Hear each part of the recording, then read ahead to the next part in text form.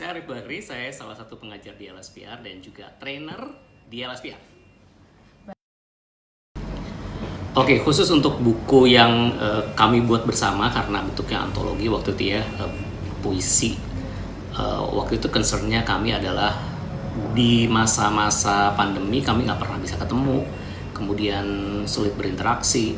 Akhirnya kami sama-sama mengusulkan gimana kalau kita bikin satu karya yang kemudian bisa dibaca oleh orang banyak. Tujuannya sih bikin orang yang mungkin sedang jatuh, sedang down, sedang terluka, sedang bingung karena COVID-19 waktu itu bisa sama-sama melihat bahwa kami juga merasakan apa yang mereka rasakan gitu. Jadi we feel you actually. Dan kami waktu gabung semuanya memberikan banyak ide. Akhirnya kami sepakat untuk bikin buku puisi tersebut. Bentuknya adalah antologi.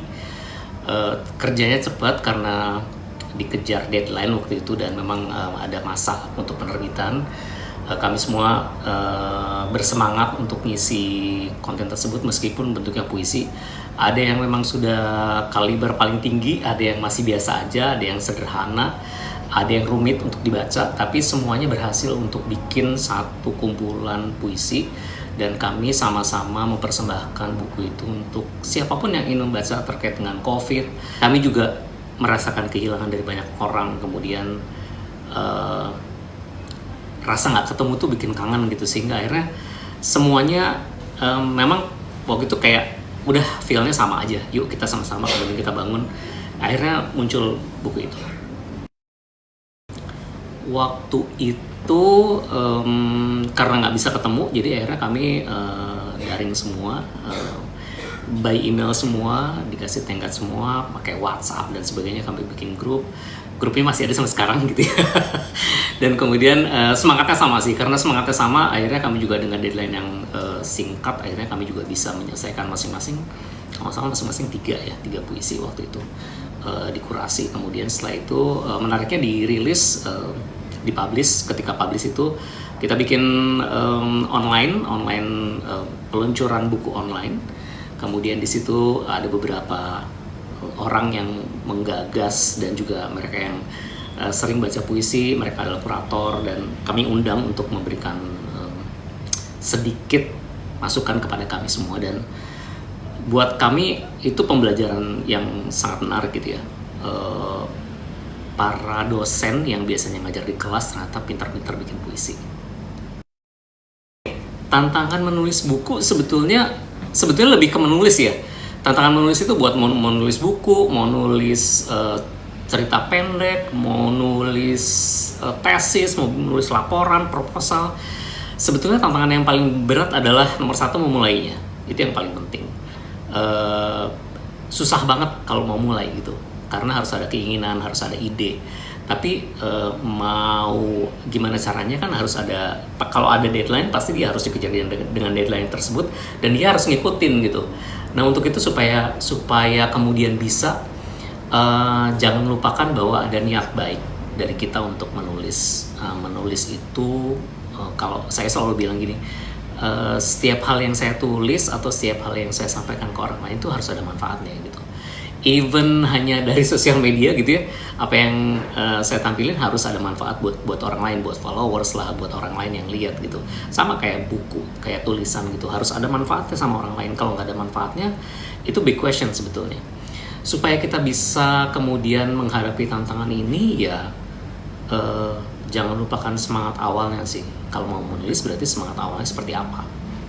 Deadline itu membuat orang hanya bikin orang dua aja nih.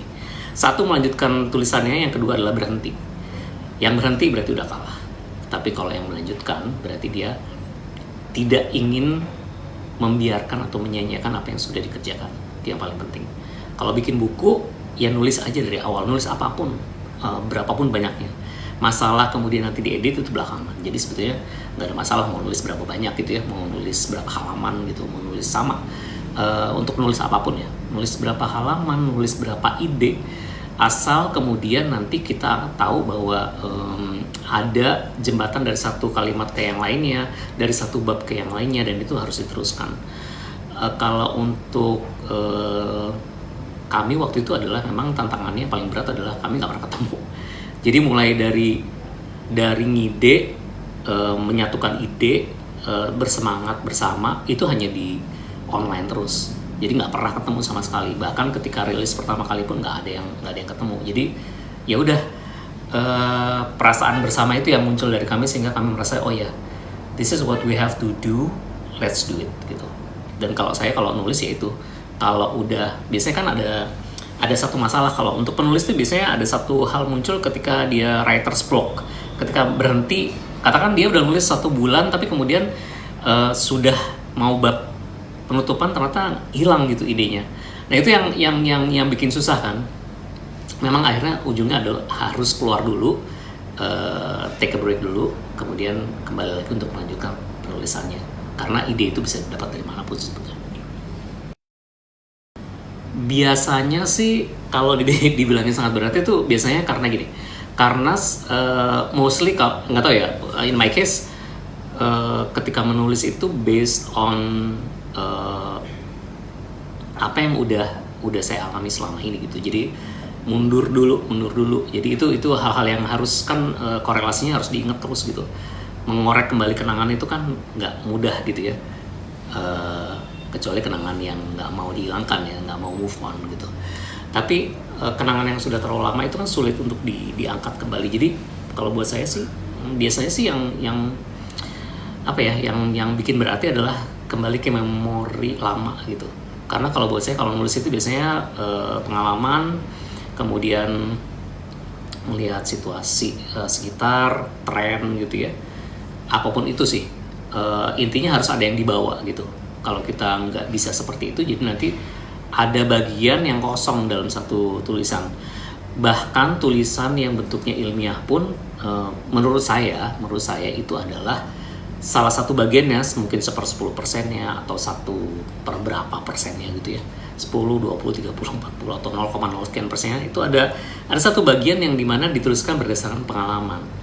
Sehingga mau nggak mau, jujur kalau selama ini kalau lagi nulis tuh memang akhirnya kalau even kita hanya berkhayal, karena menulis itu kan harus mengeluarkan segala daya upaya gitu ya, melihat dari tulisan orang lain, lihat dari buku, dari jurnal, itu kalau ilmiah. Kemudian kalau kalau fiksi misalnya ya melihat pengalaman masa lalu, kemudian sekarang, kemudian juga lihat dari sejarah dan sebagainya, itu pasti ada notifikasi yang bikin gimana gitu. Nah kalau ya, sekali lagi kalau untuk saya adalah bagian-bagian untuk yang mengolah memori itu yang bikin saya wah gitu, kayaknya iya ya dulu gue gini gitu, oh iya dulu kejadiannya kayak gini gitu. Jadi sehingga itu dibawa kembali, kemudian akhirnya muncul. Kalau untuk kalau untuk pembuatan buku yang kemarin yang antologi puisi itu, iya karena ada